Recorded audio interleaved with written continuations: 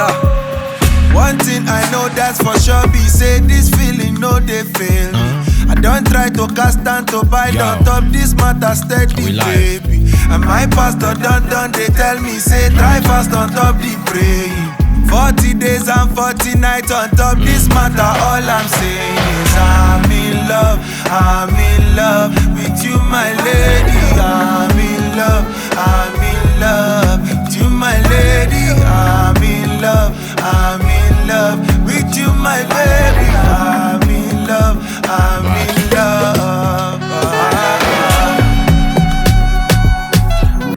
This is In Love by GreatMAn. This is one of my favorite records from his last EP. I mixed and mastered the whole records on that EP, by the way. And I found myself going back to listen to the EP last week, and this song really sticks. Like, I really love the song. So I've decided I'm going to use this as the subject of our mix breakdown for this week. As usual, I'm going to walk you through my process, show you some of the things that I've done to achieve the quality that you're hearing on this record. I can assure you it's very simple stuff, basic as you can see. But you know what? Let's jump right into it real quick. If you've watched any of my mix breakdowns, you know my process starts with session organization. And for me, that means getting all of the individual elements of the record sorted into their respective folders and then groups. So for example, if we close down this master folder, you can see that this is where all the individual tracks that make up this record stays. And if I close the accent, this is where all of my aux tracks are. And then I have my master bus and then just my master fader. And if I go back and open the master folder, you see within that we have the instrumental folder. If I collapse that, you see we have the instrumental. Okay, and then we have vocals.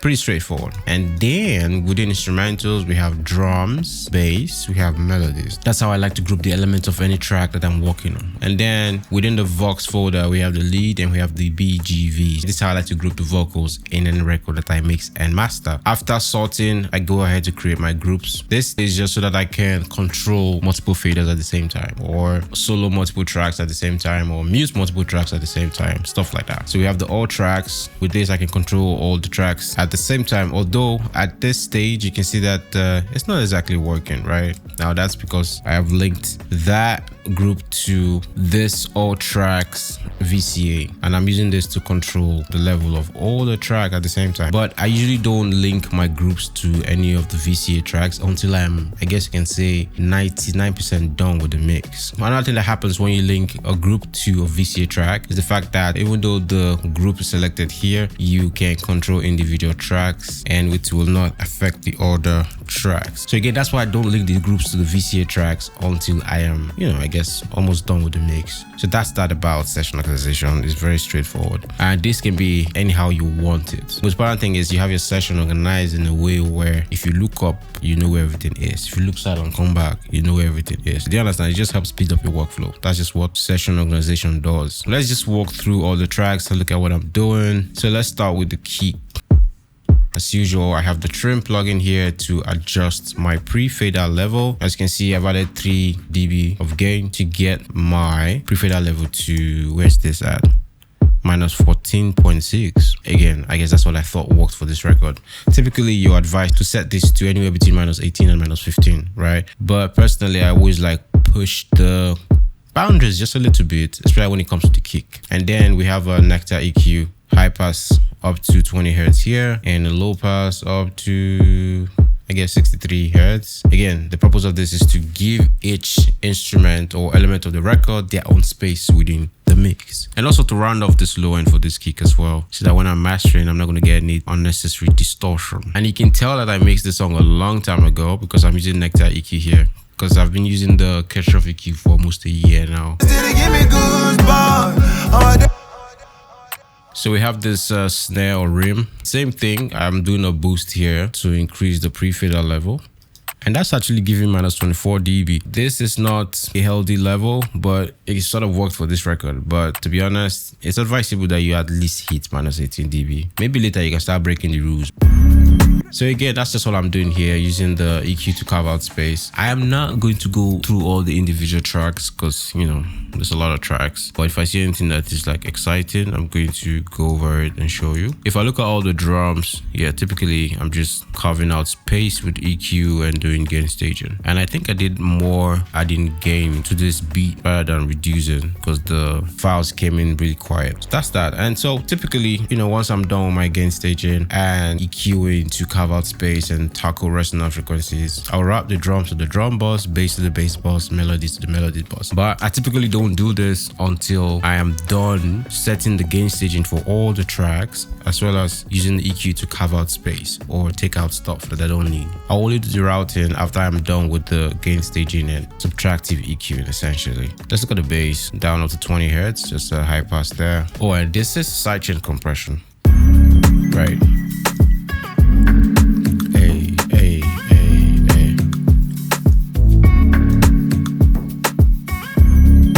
So essentially, I'm sidechaining the kick to the bass so that the bass ducks every time the kick plays. This is actually a very important technique when you're mixing any song, to be honest. It's a very, very easy way to give your kick more presence without necessarily pushing up the level too high. I also like to use a multi-band compressor to do sidechain compression, because you have the option of setting crossover points and focusing the sidechain compression to a certain frequency range, like I'm doing here now. You see, the sidechain compression is only focused on 78 hertz and below. So all of these other bass frequencies. So the bass frequencies from 78 hertz and up are not getting affected by the sidechain compression, essentially, which is great. We have some log drums here, and as you can see, I'm not even doing any gain staging. Okay, the levels are good. Right, so this one is at minus 16 dB, and then I'm using the EQ to just round off that low end, high pass up to 20 hertz, nothing else actually. And then we have another bass here, same thing. I think this is a sub. Right, so I did not do anything to the gain staging here. We are hitting minus 20 dB. Again, it's advisable to try and hit minus 18 dB if you're just starting out. I think all of those rules are rules that you can break once you fully understand how these things work. Yeah, pretty much that's that for the bass. This vocal sample here. Yeah, I did use a trim plugin to actually add up to 5 dB of gain here, but it's still not technically high enough. We didn't get to minus 18 dB. You can tell that when I mixed the song, I was breaking all of the rules. But again, the most important thing is you are balancing your levels properly and you can hear all the elements of the record. Hey. So we have this, yeah, the main lead, I guess, right? Yeah, I'm also doing a gain up to 5 dB here so that we can hit minus 18, as you can see. Right, so I guess I was focusing the actual gain staging on the elements that are the main elements, but technically you should set it accurately for all your tracks. It's very important. I'm targeting some resonant frequencies here.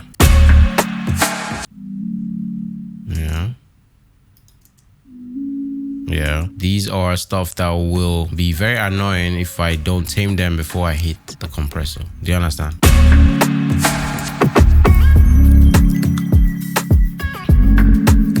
What's this? So we have some vocals here. Yeah, just using the EQ to carve out space for this one as well. Tremolo. You know, gain staging. The same thing. Okay, some resonant frequencies here. Yeah. Essentially. Okay, subtractive EQ and cleaning things out. That's it. I'm sure the same thing here. Yeah. Right. Ooh. Ooh.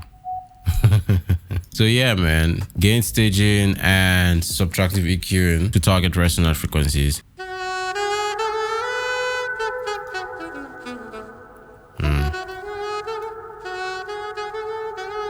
So I'm essentially also using this EQ to carve out space, targeting some resonant frequencies here around 402 hertz. Right, and then there's another one here, 752. Right, and then I'm doing a high shelf here just to add a bit more, I guess you can say, air to the sax. You know, just on top of what we already have.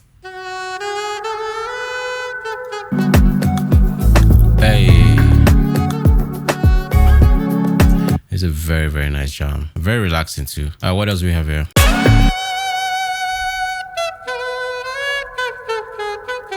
If you ask me, there's like maybe 2 or 3 more resonant frequencies that if I had tamed would probably make this sound better. But I try not to go after every resonant frequency so I don't start changing the sound, because as crazy as they can be, they are still sort of part of the sound. Let's do a quick A/B so you can hear how this EQ is actually affecting the sound. So bypass.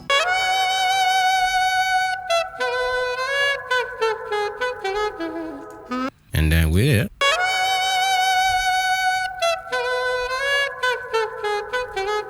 You know, you can hear it's a lot more controlled. It sounds smoother. All of the harsh frequencies around 552 Hertz as well as 402 Hertz are essentially gone or tamed, right? And you have a much more precise sounding saxophone. That's why you do this step.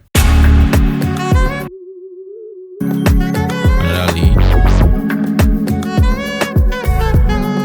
So essentially, I'm doing the same thing across the rest of the instrumentals. And then, like I said, once I've done this, I would now proceed to routing the drums to the drum bus, bass to the bass bus, melodies to the melody bus. Let's look at what I'm doing there. Typically, I usually aim for 1 dB of gain reduction just to glue the sound together. Because what I'm doing essentially is subgroup processing, you want to put it that way. So I'm treating, you know, the drums as a group, bass as a group, melody as a group, treating all of them separately in terms of like compression or anything else that I might want to do. And then they're summed up digitally into the beat aux track here. Right. And I have one for the Vox as well. All of the vocal processing is digitally summed into this Vox aux track here as well. So let's get the drums.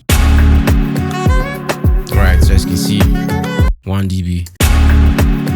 Another thing that I mainly use this compressor for, apart from just compression, is amplification essentially. So let's take this off so you can hear the difference that this makes to the drums. Bypass. And then with it on. Right, so I'm not just compressing, I'm also using this to add very much needed gain to my signal. And then one of the last processing I do for the drums is also sending each of the drum tracks to my parallel drum bus, and that's where I'm blending the heavily crushed signal or compressed signal with the rest of the drum signals to get more life into the drums without the parallel compression, and then with the parallel compression.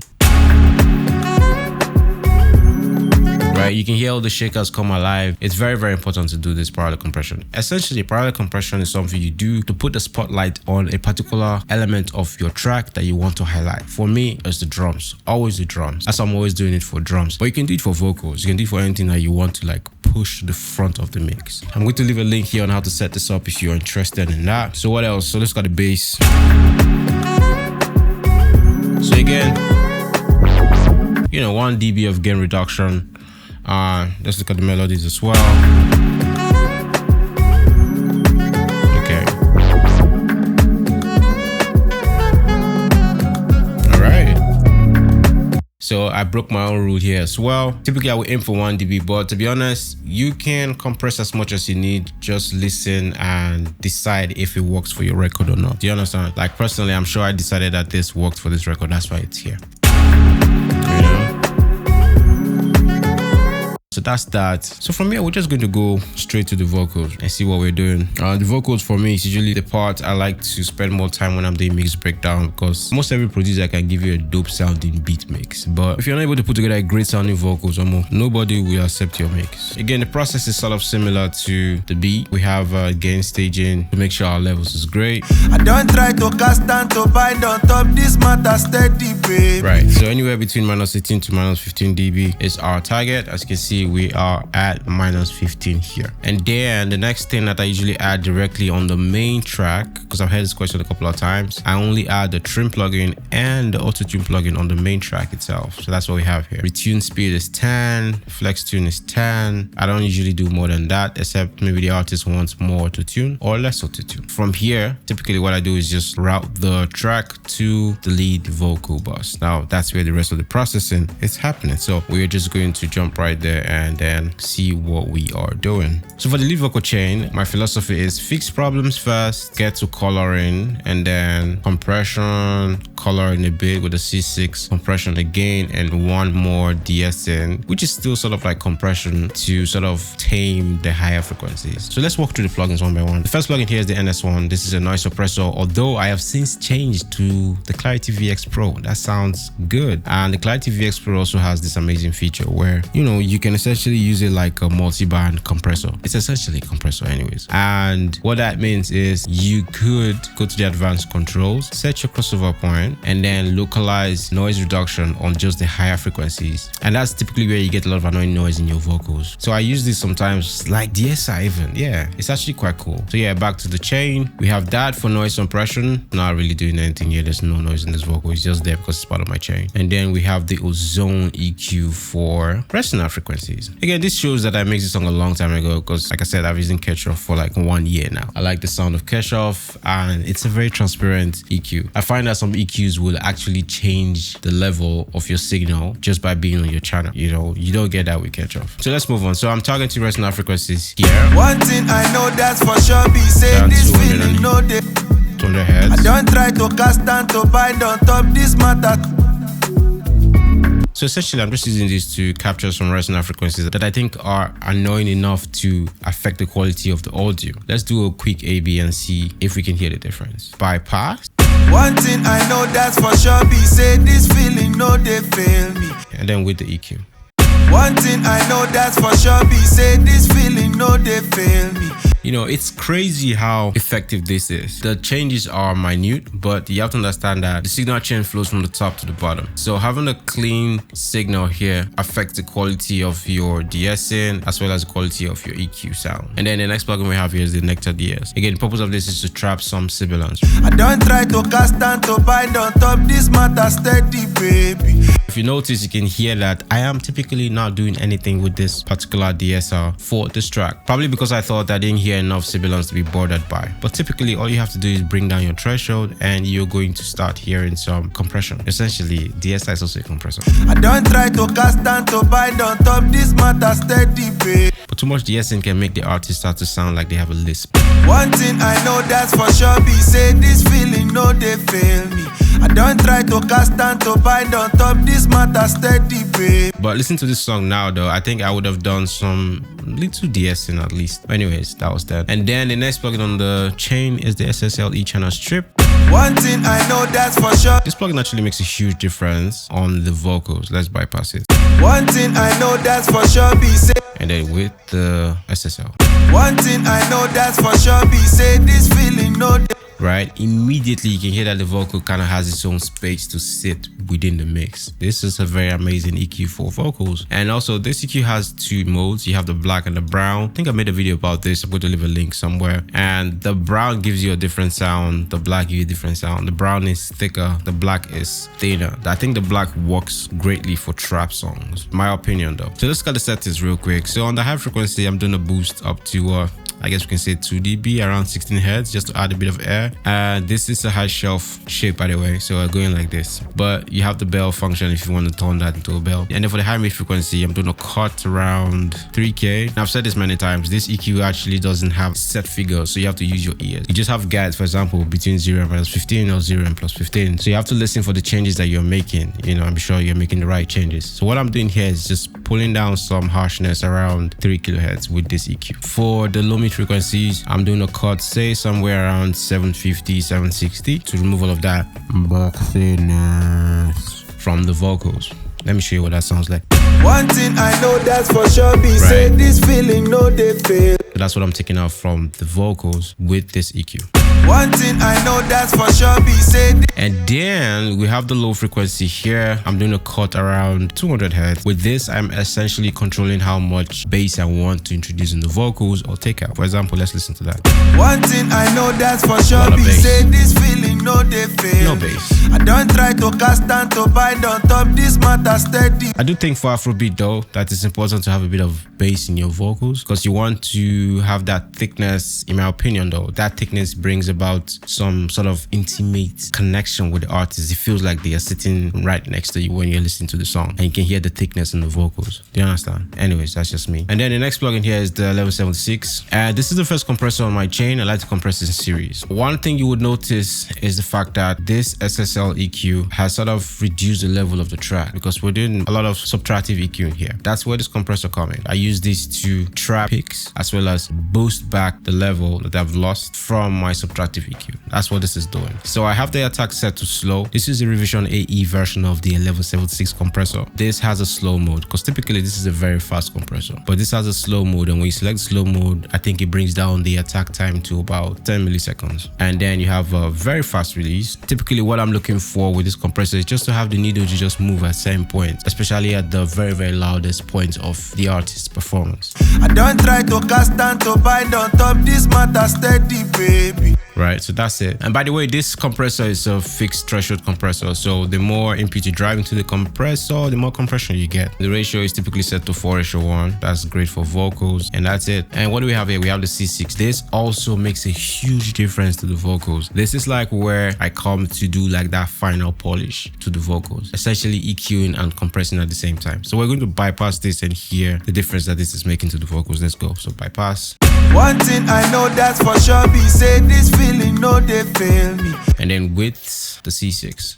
One thing I know that's for sure, be say this feeling no they fail me. You can hear that this further defines the quality of the vocals, and it helps the vocal to sit properly in the mix. I'm going to leave a link here on how to do this from scratch. This is a very, very nice multi-band compressor, and it's very great for vocals. But the technique you're going to learn from the video I'm going to put up applies to any multi-band compressor. And the only thing that I think is specific to this one is the fact that I can set the behavior to opto, so it behaves like an opto compressor, you know, which is cool. And then the next plugin here is the LA2A compressor. This is where I'm evening out the performance some more, or perfectly. And typically I aim for up to between -3 and -5 dB of gain reduction, but sometimes I can go down to -7 if I want like a really compressed sounding vocal. And my pastor done they tell me say try fast on top the break. So as you can see, we're getting up to -3 dB of gain reduction with this compressor. So the LA2A compressor is going to do two things for us: compress the vocals and give us enough amplification as needed for the track. Because sometimes when I'm done mixing the song, I can decide to come down to this gain and pull this down to bring the vocals into the mix some more, rather than going to do that from the track itself. Doing that from the track is going to affect the signal going to the compressor, which means I have to dial in the peak reduction all over again to get the desired sound that I had before. But with this, I could just control the level from here, and that's that. But you can still do it from the lead aux track as well. As you can see, I did that here too. So that's just how I work. And now the last plugin on the chain is the Nectar DS. This one is to tame some of the sibilance that might have built up due to all the processing we've done so far, or just control how hot or warm I want the vocals to be. For example, if the singer said, you know what, we wanted the vocals to sound a bit warmer, I'll have to just bring down the threshold. One thing I know that's for sure, be say this feeling no they fail me. I don't try to cast and to bind on top, this matter steady, babe. That's just it. For this song though, as you can see, I did not exactly do a lot of DSing after all of the vocal processing I've done. I guess we all like the way the vocal sounded. One thing I know that's for sure, be say this feeling no they fail me. I don't try to cast and to bind on. And I say we all because at the end of the day, when you're mixing songs for other people, they have to like it. You know. And then what else? So we move to the time-based effects. We have 3 cents here. We have the room reverb, and that's going to the pure play just for that room sound. I typically don't do much with this. This is just set to -25 dB here. And then we have the main reverb, and that's going to the H reverb. I think it's a great reverb for vocals in my opinion. And then we have the stereo delay, and that's feeding into the comeback keyed stereo delay aux track. This is my favorite delay, by the way. I've said it many times. It's very dope, especially because it has this Docker feature. The Docker feature is essentially sidechain compression built into the delay itself. So instead of to use sidechain compression to sidechain the vocals to the delay aux track, I can just do it with the plugin here. As I said to Docker, as far as the vocals is playing, the delay is going to be docked. It's very straightforward and it's very, very useful. If you look down here, you see that I have multiple aux tracks for stereo delay. I have stereo delay 1, 2. I also have multiple aux tracks for reverbs, like this one, this VBR 1, 2, 3, and then tape delay 1 and 2. This is essentially because sometimes I like to combine effects to create a unique sound. I can combine 2 reverbs. As you can see for this VBR, I'm combining neo verb and Valhalla Supermassive to create the reverb sound that you're hearing on the background vocals. Love with you, my lady, oh, I'm in love with you, my lady, oh, I'm in love with you, my lady, oh, I'm in love. So all of that reverb that you're hearing, it's a combination of the neo verb and the Valhalla Supermassive. Is it necessary? No, it's not. You can achieve great sound reverb with just one plugin. But this is just an idea I picked up and it seemed to work very well, so I like to experiment with it. So let's get the background vocal chain. So what we're doing essentially is quite similar to the lead in terms of arrangement. The only thing that changes is the fact that sometimes the EQ is a bit different and the C6 compression settings are a bit different as well, just to make sure the background vocals are not sharing the same frequency range as the lead. But before I hit the background vocal bus, I usually like to route the background vocals to this first BGV SOM bus that has a multi-band compressor. The purpose of this is to set compression around 3K to 6K, and this is going to hold the background vocals and ensure that it continue to sit behind the lead vocals. Love with you, my lady. I'm in love with you, my lady.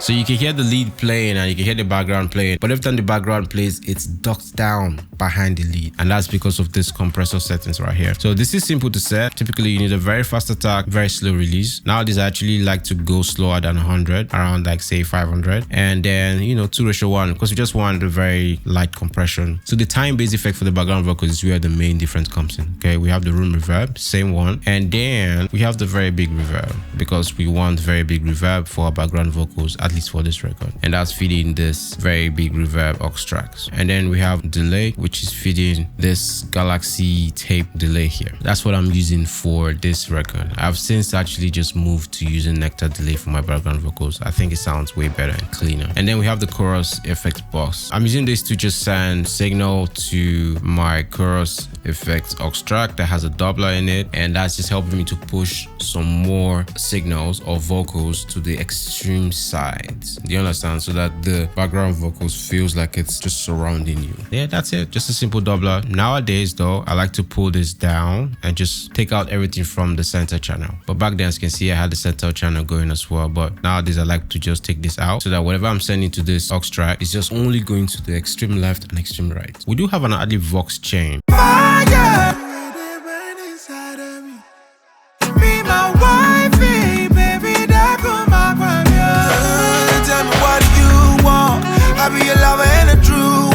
So just like the chain for the background vocals, this is sort of similar to the lead. The only difference typically would be just some EQ changes that are a bit different. Usually what I do is actually just copy everything from here to the ad-libs, except I need to have all the ad-libs having like a radio effect, and then I would do some drastic changes here, like turn down this to the lowest or just switch to the black EQ type. And I'm also using the very big reverb for the ad-lib, but I'm using a stereo delay this time around because I have this ping pong effect going here, so that when the ad-lib comes on, you have a nice tail, and that tail is also just going from left to right. Right? Hey.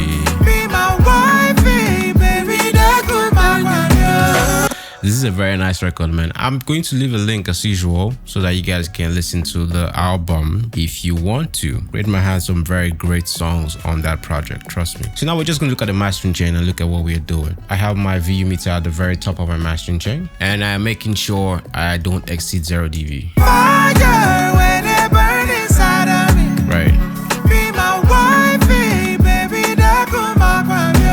So this is typically just on my screen while I'm mixing, doing all of my balancing. Just trying to make sure I keep an eye on this and make sure I don't exceed 0 dB, because at 0 dB, I have more than enough headroom going to the rest of my mastering process. And if you have enough headroom going to the rest of your mastering process, chances are you would not have a distorted sound, which is very, very important. After that, we have the Ozone 11. The principle is still similar to the beat and the vocals. We are fixing problems first with this dynamic EQ. Then we are doing some additive EQing here, and then we are doing our stereo imaging. So let's look at the first things we're doing here. So I've just picked out maybe 3 points here where I thought there were some resonant frequencies that needed to be tamed. Just harsh stuff.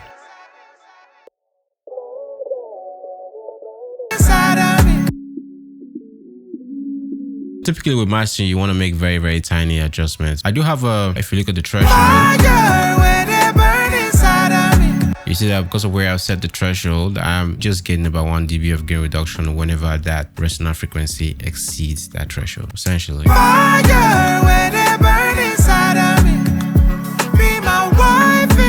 And this one too is like almost 1 dB, 0.9 or thereabouts. Very minute changes that will eventually add up to making a great record. There's something else I normally do here though, which is gain match. I usually turn that on to avoid adding any gain at this level of my processing, but I didn't do it for this record. Maybe I forgot, maybe I thought I didn't need it, but we still ended up with a great sounding record. So what next? So we have this EQ here. I'm just using this to do a boost around 60 Hz to just give like extra punch to the low end for the record essentially. And that's typically where the kicks also sit in, so it's good to just give it that extra punch. And then we have the stereo imager. This is my favorite stereo imager for mastering because we have all of these crossover points. That means I could spread out everything from 8K and above as wide as I want it to be. Or I can spread out everything from 1.8K to 8K. This time I'm doing just a little bit, but usually I would do like a very good stereo widening with this band here. I don't like to do any stereo widening for the mids. I prefer to do that in the mix. So if I feel like maybe I need some width around the mid, I'll go to the mix and maybe pan some instruments to create that widening effect. And then for the low frequencies, which is anything below 100, I have narrowed that into a mono sound. And doing that gives the low frequencies a lot of punch. So the low frequency stays mono at the end of the day, which is great. And then the next plugin here is the EQP1A. Bro, this tells you this song was mixed a long time ago because now I use the SPL for my EQing. That being said, you can obviously make a great record with this, as you can hear. So what I'm doing here is doing a boost up to 3 dB around 60 Hz. Another reason why I actually choose the plugins that I choose is because technically these plugins have their own sound. These are modeled after analog EQs, so they try to incorporate some of that sound from those original hardware device into these plugins. For example, if you put in plugin analyzer, even without doing any EQ, and you see that there's already a default EQ shape, that's kind of like the sound of the EQ. Moving on, I'm doing a boost around 16 kilohertz up to 4 dB just to add brightness to the overall record. But let's see what this is actually doing to the record. Bypass with the EQ. You can hear how beefy the sound is now. This is actually a very nice sounding EQ for mastering. And then the next plugin here is the SSL G-Bus compressor. Typically what I'm aiming for here is about -2 dB of gain reduction or -3 at the max. Yeah, I guess we're doing like maybe -1 here even. Again, our ratio is set to 2:1, so we don't want aggressive compression. We just want to glue the tracks together. The attack is set to 3 milliseconds. This was back then. Nowadays, I like to do 10 so that I can let more of the transient cut through. And then the release is typically set to fast release, of course. And I usually like to do a sidechain filter nowadays. I like to do like 90. So that means the compressor is going to ignore all of the frequencies below 90 Hz. So which means the kick would not be the one triggering the compression. I don't know if that makes sense. That way you can get more even compression on your overall record. See? Now with this on, you're not getting any compression here at all. Which means typically I would have done this. Just squeeze that a little bit more. Tell me what you want. I'll be your lover and a true one. I'll be with you through the fire. Maybe you. Yeah, you see, I like the way this sounds now. And again, this was the way I used to mix back then. Things have changed a little bit. So we have this analog button here, right? This just introduces noise into your signal and try to create like an analog feel. Because usually when you use analog gear, you get a bit of noise in your signal. That's what this tries to emulate. You can just turn that off, to be honest. You don't need that, except if you think that you do. You don't really get very noticeable noise from this G-Bus. From other Waves plugins, you will. But as you can see, the noise floor is practically non-existent. Let's move on to the next plugin. So this is the Abbey Saturator. This is just to add saturation to the sound. I've actually set this to sides here. As you can see, we have mid, side, and stereo. So which means the saturation is aimed directly towards the sides or the higher frequencies, essentially. Bypass. Hey. And then with the saturator. Yeah, so if you listen to those shakers, you can hear they sound a little bit more lush. Do you understand? Smoother and bright at the same time. This is a very dope plugin for mastering. So then we have the IM pusher. Mainly what I do with this is use the clip function to try to do a bit of clipping and increase the level of the record just a little bit before I get to the, limiter. But I'm also using the EQ functions because this also has an EQ. You have the high, the mid, the lower mid, you have the low. So I'm doing a boost up to 3 dB around, 37 Hz. I did a bit of magic. This also has a stereo imager, but I don't like to use it. Like I said, I prefer the Ozone 11 stereo imager because you have those crossover points. It lets you fully take control of how you are doing your stereo widening, which is great. If I bypass this, you will see how much difference this makes. And then the only thing I noticed though is the fact that this particular plugin, the IM pusher, sometimes will change the tone of your kick. So I've actually stopped using this for over almost a year now, I think. You know, I've been using the BX clipper, which is quite amazing. And then we have the Ozone maximizer, which is my limiter here. For the mode, I've set this to IRC1. I don't want to go too deep into this. I did some research about how these things work. It's interesting, but according to my research, IRC1 works better. And then I've set my ceiling to 0.5 dB. True peak limiting is turned off. Threshold is set to -4 dB. Character is set to fast. I like to do slower nowadays, but back then I did fast. Not the fastest though, but still fast even, right? Fire when it burn inside of me. Be my wifey, baby, that come back from you. So I think the highest amount of beat reduction I'm doing according to what I just saw is -4 dB, which is great. We have a transient emphasis here, and I've set that to 50%. This actually has a clip mode as well, but I'm not using it since I'm already doing clipping with the IM pusher. And then I've set dither to 24-bit depths. And the timeout is medium. Noise shaping high. This topic is a bit of a long topic and a bit of a geeky one, so I'm not going to go into why all of this. So that's that for the record. What else do we have here? Okay, this is just a wave stream. I was using this to transmit the mix live to the artist when we are doing corrections for this record. So yeah, man, that's that for the whole record. That's everything that we did. What else? I think that's everything we've done for this record. Yeah, no automations. Oh, okay, I use a different auto-tune for the ad-libs. And then for the background vocals, as you can see, I do actually have one auto-tune feeding all the background vocals.